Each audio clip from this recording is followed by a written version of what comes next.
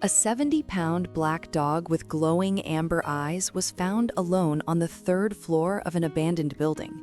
The city gave him 48 hours. Animal control couldn't get within 15 feet of him, and with 18 hours left on the clock, a 6-year-old girl ducked under a fence and walked straight toward him. What happened next, and what that dog did 4 months later, nobody saw coming.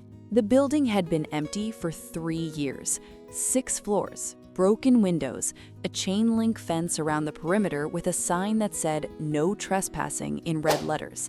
The kind of place people walk past quickly without looking up. On a Monday morning in September, a demolition crew arrived to begin clearing the site. They were 20 minutes into the job when one of the workers stopped. Something was watching them from the second floor. 2 amber eyes, glowing in the dark of a broken window, still, unblinking. The foreman called animal control. Animal control called the city. The city looked at the report, looked at the description: 70-pound black dog, unknown breed, aggressive posture, no collar, and made a decision: 48 hours. If nobody claimed him, he would be put down. Nobody claimed him. The animal control officer who went in to retrieve him came back out alone. "I've been doing this for 11 years, he said. "I'm not going in there without backup." Backup arrived. Phantom, as the crew had started calling him, had moved to the 3rd floor. He wasn't growling, wasn't lunging, just watching, from a distance that said very clearly, "I see you and I am not coming with you." 36 hours left on the clock. Daniel Ortiz was not a dog person. He had never owned a dog, had no particular feelings about dogs one way or the other, except that they were loud and expensive and shed on furniture. He was a single father, 41 years old, working as a site engineer, ironically for the same demolition company contracted to clear the building on Kellerman Street. His daughter Mia was 6, small for her age, serious-eyed, with her mother's dark hair and her father's habit of making decisions quickly and never second-guessing them. She had been asking for a dog since she was 4. Daniel had said no 47 times, he had counted. On the Tuesday morning that Phantom had 18 hours left, Daniel made the mistake of showing Mia a photo. He didn't know why he did it. Maybe he was tired. Maybe he'd had a long week. Maybe somewhere in the back of his mind, he already knew how this was going to end. Mia looked at the photo for exactly 4 seconds. "Dad, we have to go." "Mia, now, Dad." Daniel said no, then he said maybe, then he found himself driving to Kellerman Street at 7:30 in the morning with a 6-year-old in the back seat who had not stopped talking for 22 minutes. The animal control officer on site looked at Daniel with genuine concern. "Sir, we haven't been able to get within 15 feet of this dog. He's on the 3rd floor. I strongly advise." Mia had already ducked under the fence. Mia! She didn't run, she walked, slowly, calmly through the broken front entrance and up the debris-strewn staircase, calling as she went. "Hello? It's okay. We're not going to hurt you." Daniel was 4 steps behind her the entire time, heart somewhere in his throat, ready to grab her and run. They found Phantom on the 3rd floor, backed into a corner, watching the door. Mia sat down on the concrete floor 10 feet away, crossed her legs, and waited. Daniel stood behind her, not breathing. For 3 minutes, nothing happened. Then Phantom took 1 step forward, then another. He stopped 2 feet from Mia, lowered his enormous black head, and sniffed her outstretched hand. His tail, which the animal control officers had not seen move once in 2 days, whacked. Once. Twice.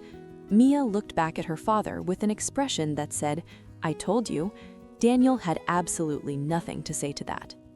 The first week was exactly as chaotic as Daniel had feared. Phantom had apparently never encountered a dishwasher before. The first time Daniel ran it, Phantom barked at it for 6 straight minutes, then retreated behind the couch and refused to come out until it stopped. Mia sat with him the entire time, narrating events in a reassuring tone. He also discovered that Daniel's armchair was, in his opinion, the superior sleeping location in the house. Daniel disagreed. This argument has not been resolved. But here's what nobody tells you about dogs like Phantom, the ones who spent months alone in an empty building, watching, waiting, learning that most people walk past without stopping. They notice everything, every sound, every routine, every shift in mood. They read a room the way other dogs sniff a trail, constantly, quietly, with total focus. By week 1, Phantom knew Mia's school schedule, positioned himself at the front door exactly 4 minutes before she was due home, every day without fail. By week 2, he had chosen a spot in the hallway outside her bedroom, not inside, outside, like he understood the difference between being close and being in the way. Daniel caught himself thinking, "This dog is smarter than most people I've worked with." He did not say this out loud. Is that instinct or something else entirely? Tell me what you think. Still watching but haven't subscribed? Honestly, that stings. Hit the button. You'll want to see what happens next. It was a Saturday afternoon in December. Cold, gray, slightly slower than usual. Daniel was in the back garden raking leaves. Phantom was inside with Mia. At 2:47 p.m., Phantom started barking. Daniel assumed it was the dishwasher again. It wasn't. Phantom was at the front door, barking with an urgency Daniel had never heard before. Sharp, relentless, pawing at the handle. Daniel opened the door. Phantom was off the porch and down the street before Daniel could react. He ran. 3 blocks away, a small park backed onto a drainage channel, shallow in summer, fast-moving in winter. The gate was supposed to be locked. It wasn't. Daniel found Phantom at the edge, barking down into it. Mia was 6 feet below on a narrow ledge, unhurt but unable to climb back up. She'd gone through the gate to chase a ball, slipped, and fallen. 11 minutes down there. Daniel got her out in 4. She was cold, muddy, and completely unbothered, in the way that 6-year-olds are unbothered by things that turn their parents' hair gray. "Phantom found me," she said, as if this was entirely expected. Daniel sat on the wet grass for a long moment. Phantom pressed against his side and stayed there. Daniel put his arm around him, didn't say anything, didn't need to. Phantom is 2 now.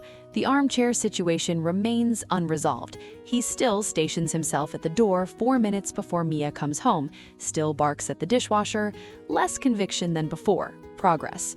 The city that wanted him put down never followed up. Nobody ever claimed him. An animal control officer gave him 48 hours. A demolition crew gave him a nickname. A 6-year-old girl gave him something neither could, a reason to come down from the 3rd floor. Because some dogs don't need saving. They just need one person to sit down on a cold concrete floor and wait. Mia did that, and Phantom never forgot it. Not for a single day. Would you have walked into that building for him? Or stayed outside the fence? Tell me in the comments.